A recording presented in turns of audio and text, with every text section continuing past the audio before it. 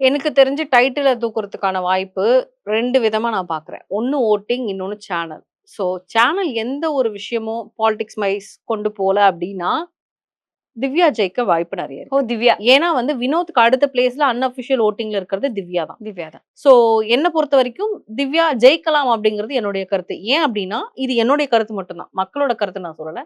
ஏன் அப்டின்னா வந்து, இந்த வீட்ல சரியோ! தப்போ! திவ்யாவோட வாய்ஸ் பயங்கரமா இருந்திருக்கு. கேம் வைஸாவும் நல்லா விளையாடியிருக்காங்க, பண்ணியிருக்காங்க. அண்ட் ஒரு சில ட்விஸ்ட் இருக்கும்ல. கரெக்ட்டான நேரத்துல ஒரு ட்விஸ்ட்.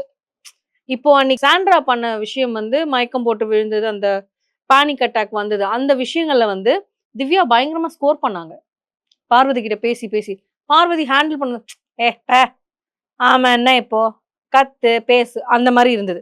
பட் அந்த இடத்துல வந்து பார்வதி செஞ்ச விஷயம் வந்து திவ்யாவ பொறுத்தவரைக்கும் அது ஒரு தப்பு. நம்மள பொறுத்தவரைக்குமே அந்த அந்த தப்பா எட்டி இருந்தா உதைச்சது வந்து யாருனாலும் தப்பு. கேட்பாங்கங்க. அந்த தப்பு. இடத்துல திவ்யா ரியாக்ட் பண்ணத யாருமே தப்புன்னே சொல்ல முடியாது. எஸ். இங்க தான் திவ்யாவோடைய ட்விஸ்ட் பார்க்கணும் நம்ப.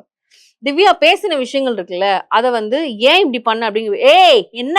அப்படின்னு கேட்கறது இருக்குல்ல, அது மக்கள் சார்பா உள்ள கேட்கறதுனால, ஸ்ட்ராங்கா கேட்கறாங்கன்ற ஒரு வெளியில இருக்க பார்க்கிறவங்களுக்கு வந்து மைண்ட் செட் அப்படி இருக்கும். அப்படி இருக்கும்போது, நெறைய விஷயங்கள் இந்த மாரி வந்து நடந்திருக்கு. விக்ரம் வந்து ஹோஸ்ட்